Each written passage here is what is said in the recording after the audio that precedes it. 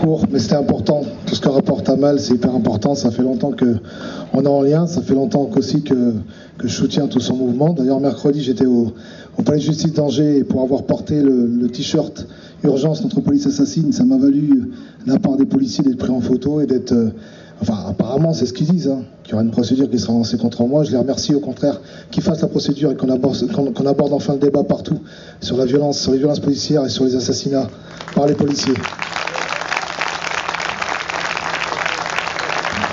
Alors moi, je suis super content d'être à la ZAD parce que c'est pas la première fois que je viens. J'étais venu quand à la Châtaigneraie, il y avait les tracteurs qui avaient traversé et qui étaient venus lorsqu'il y avait une grosse répression justement des Bleus, comme on dit. Donc c'est là que je me suis dit effectivement, quand j'ai vu le mouvement qui convergeait vers la ZAD, je me dis qu'on avait les points en commun. Et le tort qu'on a souvent dans les quartiers populaires, c'est de se dire, se cloisonner, se dire que nos problématiques, ça reste les nôtres. Non, les problématiques qu'il y a à la ZAD, c'est aussi nos problématiques. Pourquoi je dis ça? C'est parce que la société est en train de changer. Elle est en train de changer. Nous, dans nos quartiers aujourd'hui, c'est même plus les policiers qui viennent, c'est l'armée. Les réservistes. Des gens qui s'entraînent d'ailleurs dans le département de Maine-et-Loire, pas très loin, pour une centaine d'unités, pour essayer de pouvoir casser des jeunes des quartiers.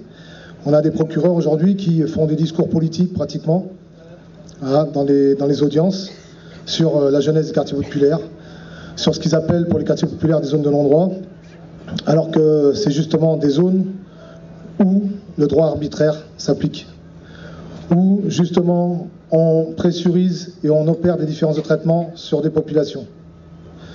J'avais des jeunes qui devaient venir ce matin, ils ne sont pas réveillés, bon ça je le savais, mais j'aurais voulu qu'ils témoignent de ce qui s'est passé, notamment dimanche dernier, comme d'habitude.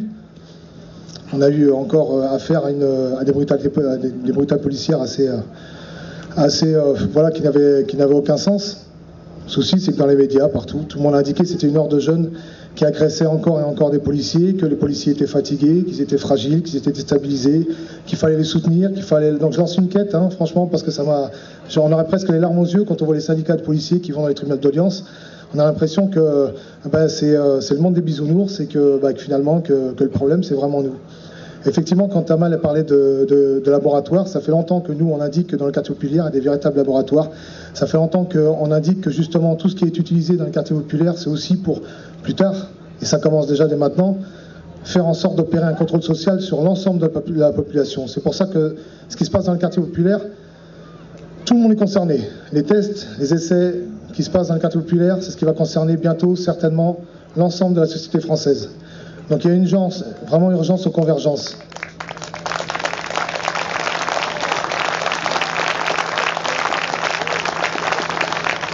Et je voulais juste pour finir, parce que je dois faire court, parler aussi de ce qui est en train de se passer dans divers quartiers populaires. On vous annonce qu'il y a ce qu'on appelle des ORU, des opérations de rénovation urbaine, qui ont lieu, qui ont cours. Bon, tout le monde va vous dire c'est super, c'est bien, on fait ça pour leur bien, mais la réalité elle est différente.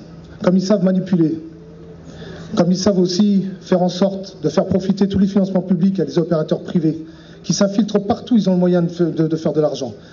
Bouygues, Eiffage, et notamment il y en a un que vous connaissez, c'est Vinci Construction France. Voilà, vous avez raison de les huer. Ouais. Moi aussi j'ai envie de les huer. C'est tous ces gens-là aussi qui participent à des opérations de rénovation urbaine qui vont casser des tours. Mais pourquoi? Pour favoriser l'accès à la police, l'accès à l'armée, qui vont casser les tours pour favoriser la spéculation immobilière, qui vont casser les tours pour que des personnes qui sont délogées ne soient pas relogées dans le quartier où ils ont établi les solidarités. On va les diluer un petit peu partout, c'est pas grave. On fera croire que tout va bien, qu'il y a moins de quartiers prioritaires. Et puis avec les financements aussi, on permettra à des personnes plus aisées, qui ont les moyens, qui sont salariés, parce que beaucoup dans le quartier sont au chômage, de pouvoir arriver tranquillement dans le quartier. Sauf qu'au final, c'est toujours les mêmes qui en profitent. Certains politiques pour affiner leur contrôle social, les opérateurs privés pour gagner encore plus de sous. Mais dans le quartier populaire, c'est pas un jeu. C'est des vies qui sont en jeu. Ça fait des années, ça fait 30 ans que ça dure, ça fait 30 ans qu'il y a des gens qui galèrent, ça fait 30, 40 ans qu'il y a des gens qui se font discriminer, ça fait 30 ans qu'on a des gens sur lesquels tout un ensemble d'administrations, d'organismes ont une attitude condescendance, même très colonialiste parfois. Donc, moi je pense qu'à un moment donné, c'est hyper intéressant pour nous d'indiquer et d'informer qu'il se passe quelque chose ici. Et moi, ce qui me fait plaisir ici, c'est que ce que je vois là, c'est la société telle que je veux la voir changer. C'est-à-dire qu'on refasse nous-mêmes la société. On n'a plus besoin d'eux. Ils se sont foutus de notre gueule, ils ont fait galérer. La société doit commencer ici. C'est nous qui devrons prendre les rênes de cette société. On n'a pas besoin des institutions, on n'a pas besoin de ceux qui s'en mettent plein la poche. On doit commencer ici avec toute une convergence des quartiers populaires et des milieux naturels et ruraux. Merci à vous.